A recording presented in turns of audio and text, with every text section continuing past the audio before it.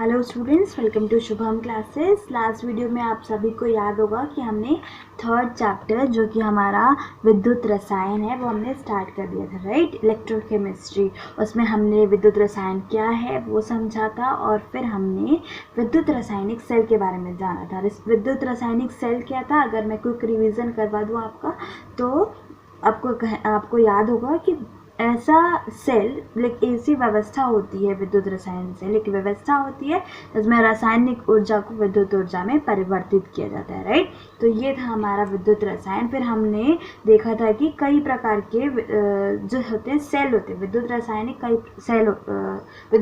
Cell कई प्रकार के होते हैं, जिसमें सबसे पहला जो सेल हमने देखा था वो था Daniel cell, right. Daniel cell में हमने देखा था कि जिंक सल्फेट का सोल्यूशन था और जिंक रॉड उसमें डिप थी, और दूसरा कंटेनर में, दूसरे बर्तन में हमने कॉपर सल्फेट सोल्यूशन और उसी में कॉपर रॉड जो थी वो डिप थी, राइट। और उसमें हमने लवण सेतु का यूज़ भी किया था, राइट। और हमने लवण सेतु का क्या यूज़ है वो हमने देख लिया था, राइट। अब हम लोग नेक्स्ट यानी सेकेंड टाइप ऑफ सेल देखने वाले, जो कि है सांद्रता सेल। क्या है? कॉन्सेंट्रेशन सेल या सांद्रता सेल। तो देख लेते हैं कि सांद्रता सेल है क्या।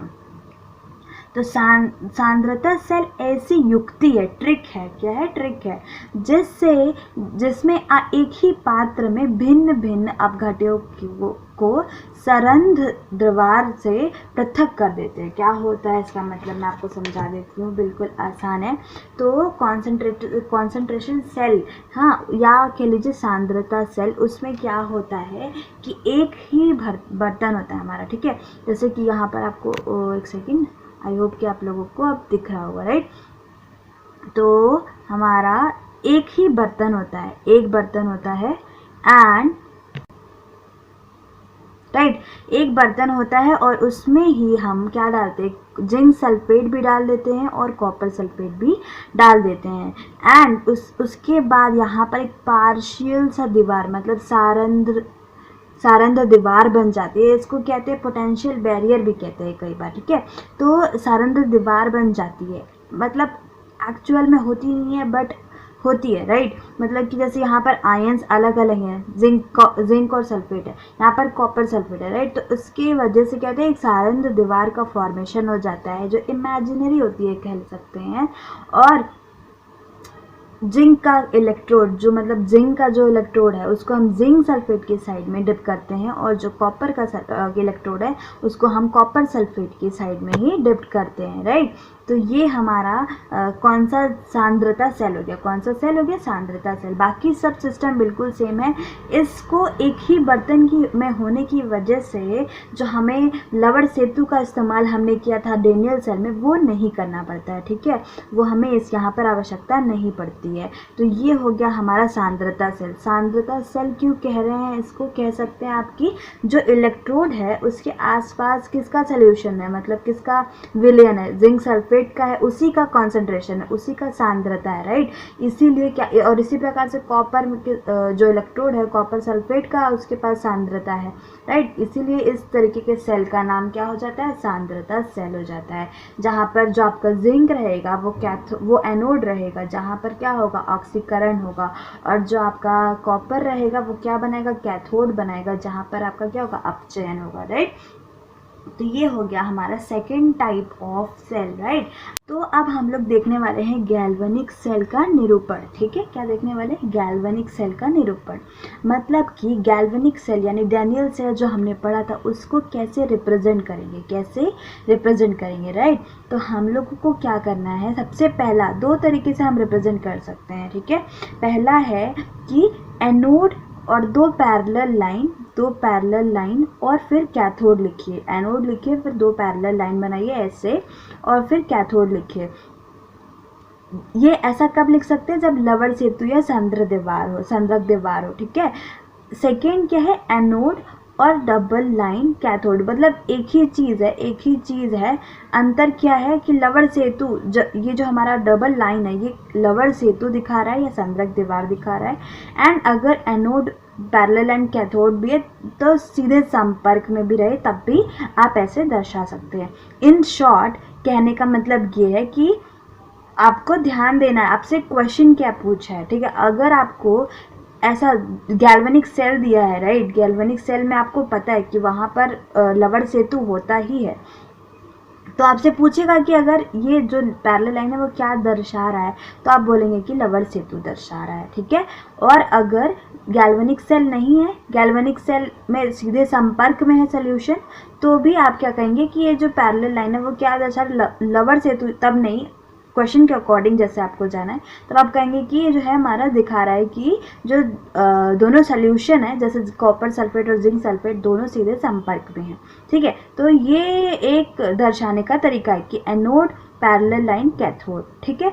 अब आप अगर एक एग्जाम्पल ले, जैसे हमने जो ऊपर लिया हुआ है, जैसे हमने डैनियल सेल लेके एग्जाम्पल लेके देखा कॉपर सल्फेट और जिंक सल्फेट का, राइट। तो अगर हम उसमें देखें उसको दर्शाने का तरीका क्या है, तो ये रहेगा हमारा जिंक, एक लाइन, ठीक है, एक लाइन जिंक +2। यहाँ पर जिंक का कॉन्सेंट्रेशन दिखाइए, अगर दिखाना चाहते हैं या मतलब मेंशन्ड है तो दिखाना पड़ेगा। एंड देन ये सॉल्ट ब्रिज यानी कि लवण सेतु, और फिर कॉपर का अपचयन दिखा रहा है, राइट। तो आपको एनोड पे क्या होता है, आपको पता है ऑक्सीकरण होता है, राइट।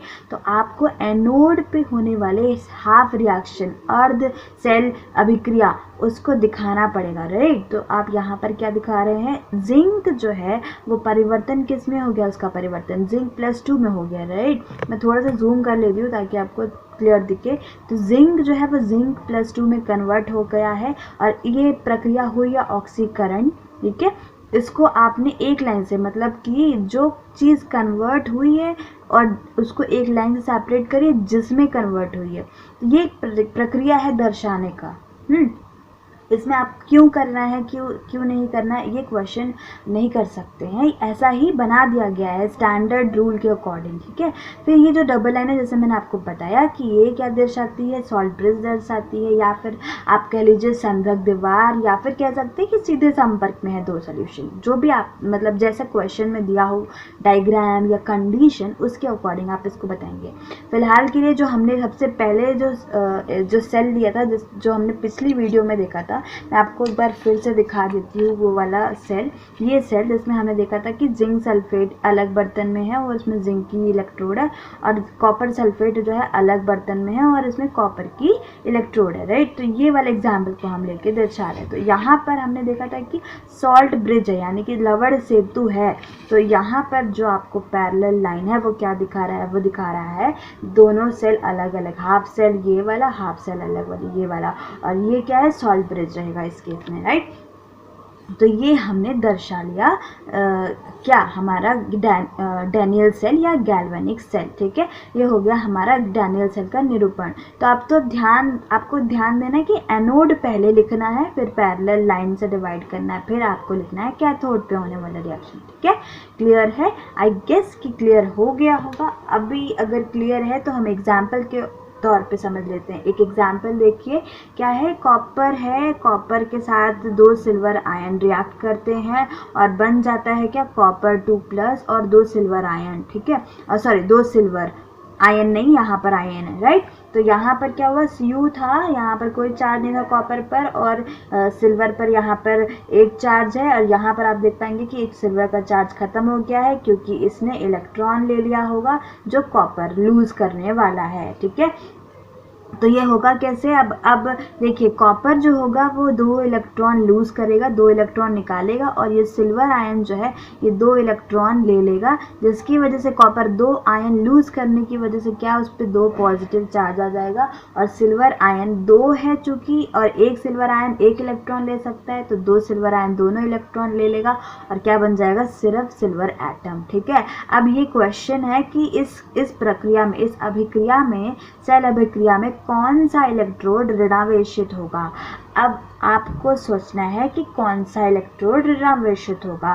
तो ऋणावेशित कौन सा इलेक्ट्रोड होता है, एनोड होता है, राइट, जिस पर होता है क्या, ऑक्सीकरण। तो अब ऑक्सीकरण में क्या होता है, इलेक्ट्रॉन का लॉस होता है। अब आपको क्या देखना है कि इलेक्ट्रॉन का लॉस किस प्रक्रिया में हो रहा है। तो कॉपर से कॉपर 2 जाने में आपको क्या होना पड़ रहा है, इलेक्ट्रॉन का लॉस करना पड़ रहा है, इलेक्ट्रॉन को निकालना पड़ रहा है। तो आप कहेंगे कि कॉपर है जो वो हमारा ऋणावेशित इलेक्ट्रोड होगा। ठीक है, क्यों? क्योंकि कॉपर हमारा कौन से, जैसे अगर हम एक सेल बनाएं, 2 सेल बनाते हैं, जैसे हमने डेनियल सेल की बात की, उसमें 2 सेल रहता है, राइट। अभी मैं सॉल्ट ब्रिज वगैरह नहीं बनाऊंगी, सिर्फ मैं रफ डायग्राम बना रही हूँ जो क्वेश्चन में जितना बताया। ठीक है, तो ये हो गया हमारा कॉपर, ये हो गया हमारा सिल्वर। ठीक है, अब क्या हो रहा है, यहाँ पे लॉस हो रहा है ना, 2 इलेक्ट्रॉन का लॉस हो रहा है, तो ये वाला ही जो कॉपर इलेक्ट्रोड होगा यही क्या होगा, हमारा ऋणावेशित होगा। ठीक है, और जो सिल्वर होगा हमारा धनात्मक हो जाएगा। ठीक है, तो अगर आपसे क्वेश्चन पूछे कि कौन सा इलेक्ट्रोड ऋणावेशित होगा, तो आप क्या कहेंगे कि कॉपर होगा। क्यों होगा कहेंगे, तो इसका आंसर आई होप कि आपको को समझ में आ गया है। क्यों होगा, क्योंकि 2 इलेक्ट्रॉन लूज कर रहा है, 2 इलेक्ट्रॉन का लॉस हो रहा है किसमें, कॉपर में। ठीक है, इसीलिए क्या हो जाएगा, ऋणावेशित इलेक्ट्रोड। ठीक है, अब नेक्स्ट क्वेश्चन पूछे अगर कि इलेक्ट्रोड अभिक्रिया क्या होगी। ठीक है, तो इलेक्ट्रोड अभिक्रिया, तो जैसे मैंने आपको बताया कि कॉपर है, कॉपर 2 इलेक्ट्रॉन का लॉस होगा, 2 इलेक्ट्रॉन का नुकसान होगा कॉपर में, और कॉपर बदल जाएगा किसमें, कॉपर 2+ में। ठीक है, ये हो जाएगा एनोड हाफ रिएक्शन, एनोड अर्ध रिएक्शन, राइट। और कैथोड पे होने वाला जो हाफ रिएक्शन है, जो अर्ध रिएक्शन है, उसमें क्या होगा, 2 सिल्वर आयन है, और ये जो 2 इलेक्ट्रॉन कॉपर ने दिया वही 2 इलेक्ट्रॉन सिल्वर अपना ले लेगा और क्या बन जाएगा, सिल्वर एटम। ठीक है, तो आपसे अगर पूछे कि इलेक्ट्रोड अभिक्रिया क्या होगी, तो आपको ये दोनों रिएक्शन लिखना है। ठीक है, अब तीसरा क्वेश्चन पूछ रहा है कि धारा प्रवाह क्या होगा। अब इसका आंसर तो आई थिंक कि आप लोगों को बिल्कुल ही आसानी से आता होगा। कैसे इसका आंसर देना है, तो आपको सिर्फ एक ही चीज़ याद रखिए कि इलेक्ट्रॉन किधर से किधर जा रहा है। ठीक है, तो अगर आप देखेंगे तो पाएंगे कि कॉपर से इलेक्ट्रॉन उठ के सिल्वर में जा रहा है। ठीक है, कॉपर से सिल्वर में जा रहा है क्या चीज़, इलेक्ट्रॉन। तो धारा प्रवाह क्या होता है, इलेक्ट्रॉन के फ्लो का, इलेक्ट्रॉन के प्रवाह के अपोजिट डायरेक्शन में होता है। ठीक है, उल्टे डायरेक्शन में। तो कहाँ से कहाँ होने वाला है, सिल्वर से कॉपर में होने वाला है क्या, धारा का प्रवाह। तो आंसर क्या हो जाएगा, सिल्वर से कॉपर। ठीक है, तो ये हो गया हमारा गैल्वेनिक सेल का निरूपण। ठीक है, अब हम लोग देखने वाले हैं नेक्स्ट पॉइंट, वो है इलेक्ट्रोड विभव।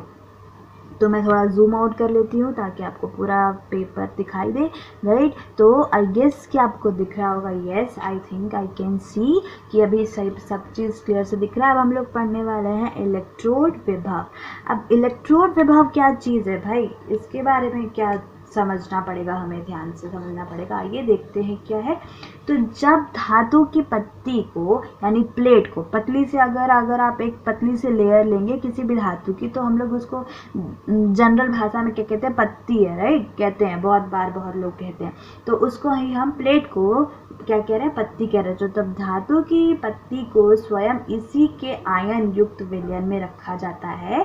तो धातु की पत्ती जो अभी तक हम करते आए हैं, हमने क्या किया था कि कॉपर का अगर सोल्यूशन लिया था, कॉपर सल्फेट का सोल्यूशन लिया था, और हमने रखा था कॉपर का ही रॉड रखा था। तो वो यही कह रहा है कि जब धातु की पत्ती को स्वयं इसी के आयन युक्त विलयन में रखा जाता है, तो धातु की पत्ती विलयन के सापेक्ष धनावेशित या ऋणावेशित हो जाती है। ठीक है, इलेक्ट्रोड पोटेंशियल कहते हैं इंग्लिश में, राइट। तो इसका ये क्या कह रहा है कि अगर जब भी हम किसी धातु को यानी कि किसी मेटल को उसी के सोल्यूशन में, मतलब उसी के आयन वाले सोल्यूशन में, जैसे जिंक इलेक्ट्रोड को यानी जिंक की पत्ती को जिंक सल्फेट में रख रहे हैं, तो इसमें देखिए जिंक जो है वो कॉमन है दोनों में, पत्ती भी जिंक की और आयन भी जिंक का, राइट। तो क्या हो गया है, तो आप कहेंगे कि धातु की पत्ती को स्वयं उसी की आयन युक्त विलयन में रखा जाता है। तो धातु क्या हो जाती है, या ऋणावेशित हो जाती है या धनावेशित हो जाती है, तथा विलयन में विपरीत आवेश आ जाता है। ठीक है, विलयन में क्या आ जाता है, विपरीत आवेश आ जाता है।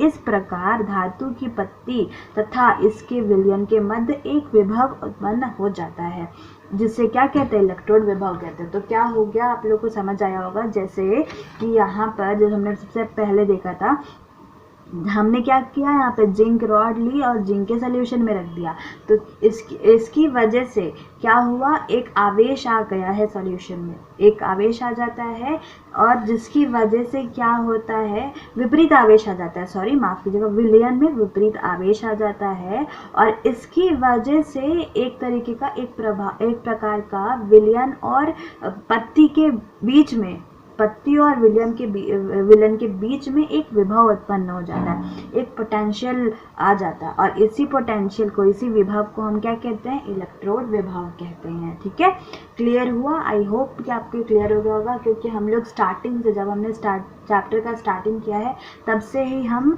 इलेक्ट्रोड ले रहे हैं और उसी के सोल्यूशन में डाल दे रहे हैं, राइट। तो हम लोग ये कंटिन्यूसली करते हैं। तो यहाँ पर समझ लीजिए कि हमने धातु लिया और उसी धातु का विलयन लिया, और इस जैसे ही हम लोग इसमें डालते हैं, तो क्योंकि यहाँ पर एक प्रकार का इंटरेक्शन होने लगता है पत्ती और उसके सोल्यूशन में, जिसकी वजह से विपरीत आवेश का उत्पन्नता हो जाता है, विपरीत आवेश प्रकट हो जाता है कह सकते हैं। और ये जो विपरीत आवेश है, ये रिस्पॉन्सिबल होता है, कह सकते हैं जिम्मेदार होता है, किसके लिए, इलेक्ट्रोड विभव के लिए। आई होप कि आपको क्लियर हो गया होगा। अब हम लोग देखते हैं कि दो तरीके का विभव होता है, एक ऑक्सीकरण विभव यानी ऑक्सीडेशन पोटेंशियल इंग्लिश में बोलते हैं, और दूसरा होता है रिडक्शन पोटेंशियल यानी अपचयन विभव। अब ऑक्सीकरण विभव आप कब बोलेंगे, जब ऑक्सीडेशन हो रहा है, मतलब ऑक्सीकरण हो रहा है। ऑक्सीकरण में क्या होता है, लॉस ऑफ इलेक्ट्रॉन होता है ना, इलेक्ट्रॉन का नुकसान होता है। तो आप क्या कहेंगे, एक मेटल आयन लिया आपने, और मेटल आयन जो है अगर वो इलेक्ट्रॉन लूज करता है, तो आप क्या कहेंगे, तब ऐसे जगह पर क्या हो रहा है, ऑक्सीडेशन हो रहा है। और अगर ये ऑक्सीडेशन, ये जो ऑक्सीकरण है, वो किसी विभव को जन्म देता है, तो ऐसे कंडीशन में आप क्या कहेंगे, ऑक्सीकरण विभव कहेंगे। ठीक है, और अपचयन विभव बिल्कुल आसान है। ऑक्सीकरण में इलेक्ट्रॉन का लॉस होता है, इलेक्ट्रॉन का नुकसान होता है, और अपचयन में क्या होता है, इलेक्ट्रॉन का गेन होता है, इलेक्ट्रॉन ले लेता है, राइट।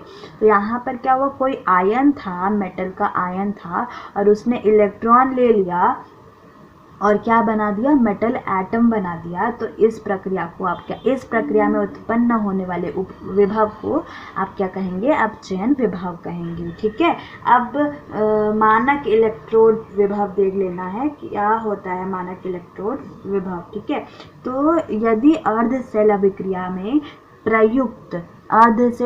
में प्रयुक्त सभी आयनों की सांद्रता क्या हो, इकाई हो, और तापमान क्या हो, 298 केल्विन हो, तथा दाब 1 वायुमंडलीय हो, यानी 1 एटमॉस्फेयर हो, तो इलेक्ट्रोड विभव मानक इलेक्ट्रोड विभव कहलाता है। मतलब स्टैंडर्ड कह सकते हैं, एक स्टैंडर्ड। ठीक है, तो अगर मतलब कहने का मतलब क्या हुआ कि अर्ध सेल अभिक्रिया अगर हम निकाल रहे हो, और कंडीशन क्या हो, सांद्रता यानी कॉन्सेंट्रेशन 1 हो, कॉन्सेंट्रेशन इकाई हो, 1 मोलर हो, 1 मिलीमोलर हो, तापमान कितना हो, 298 केल्विन, राइट, और दाब क्या हो, 1 वायुमंडलीय हो, यानी 1 एटमॉस्फेयर हो। तो क्या ऐसे इस कंडीशन में जो अर्ध सेल अभिक्रिया हम लिखते हैं, और इसमें जो इलेक्ट्रोड विभव आएगा, उसी को हम क्या कहते हैं, मानक इलेक्ट्रोड विभव कहते हैं। ठीक है, तो आई होप कि आपको समझ आया होगा। और इलेक्ट्रोड विभव का मापन होता है, ठीक है, ये हम नेक्स्ट वीडियो में देखेंगे, क्योंकि आज के लिए अगर स्टार्ट करेंगे तो ये वीडियो लंबी हो जाएगी। तो हम लोग इलेक्ट्रोड विभव का जो मापन है, यानी स्टैंडर्ड हाइड्रोजन इलेक्ट्रोड के बारे में हम लोग नेक्स्ट वीडियो में देखेंगे। तो तब तक के लिए इतना ही। See you in the next video.